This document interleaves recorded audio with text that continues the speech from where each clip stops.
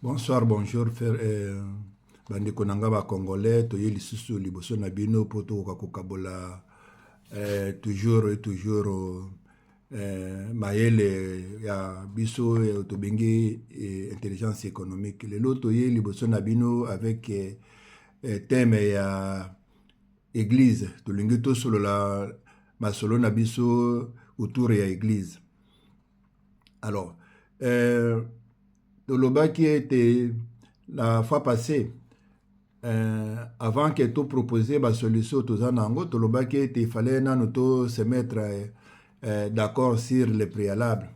La préalable mosusu oyo tolobaka na bino, tolobaki ete nous Congolais, nous sommes tous réunis autour de la dépense. Biso toyokanaka kaka na dépense, komona na famille, ceux qui matanga ezali, mbongo ebimi, soki moto abeli mbongo ebimi, soki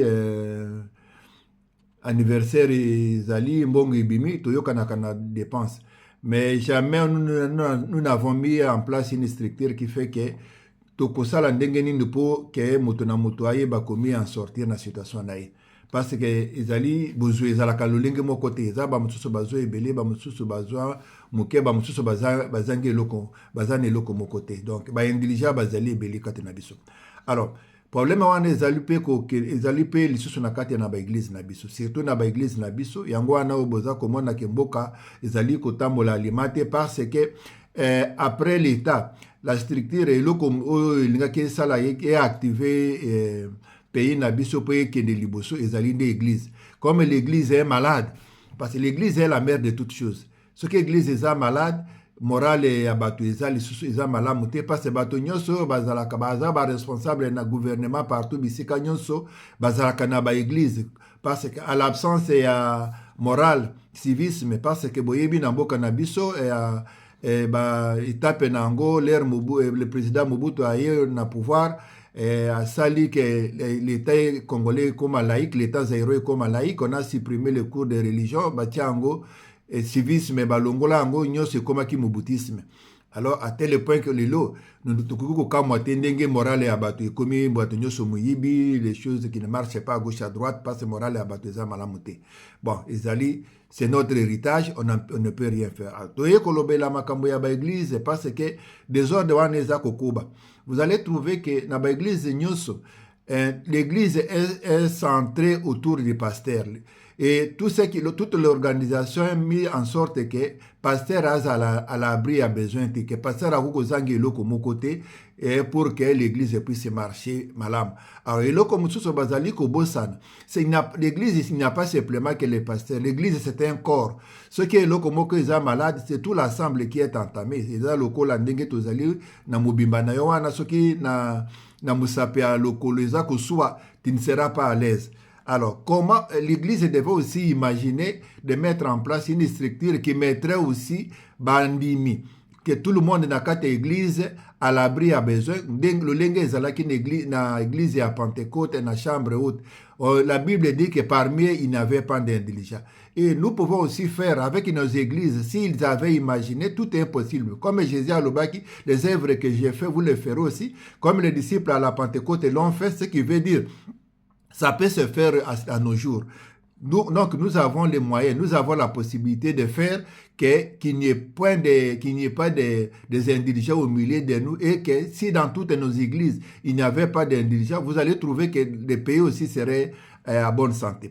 Alors comment on peut faire en sorte qu'on puisse supprimer l'indigence, donc qu'il n'y ait plus des indigents dans l'église? C'est comment concrètement, comment on peut procéder? On commence d'abord par faire le cadastre des personnes qui sont membres de l'Église. Cela veut dire quoi? On va identifier l'Église dans toute sa diversité. Comment? Nous allons identifier qui sont des travailleurs, par exemple. Chacun est par profession, et il est médecin, avocat, et ingénieur et tout consort. Et nous allons identifier qui sont des commerçants par activité, et dans quelle activité, ainsi de suite. Et nous allons identifier qui sont des chômeurs qui ne trouvent pas de travail. Et en identifiant chacun, on doit identifier aussi les chômeurs qui sont des chômeurs, c'est aussi par sexe. Alors, et qui sont des travailleurs aussi par sexe. et des commerçants aussi par secte, qui sont des étudiants aussi par secte, les différencier, les élèves, les mariés, les célibataires, les industriels. Alors, tout ça, ça permet d'avoir une vision d'ensemble de ce que la capacité de libératoire des moyens les moyens financiers que dispose l'Église à travers ses membres. Et comment on va organiser cette potentialité qu'il a dans l'Église pour servir tous les membres de l'Église. Et comment? Je vais vous donner un exemple.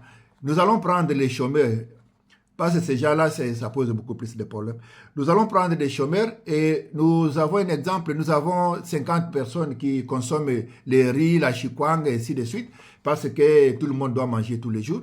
Alors, c'est là qui ont la possibilité de s'acheter un sac de riz pour tout un mois à la fin du mois.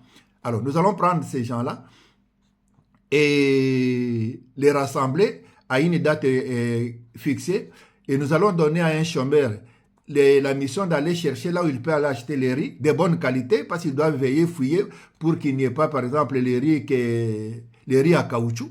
Il y a les tests qu'on fait et là on est sûr qu'on achète quelque chose de qualité et à un prix de gros.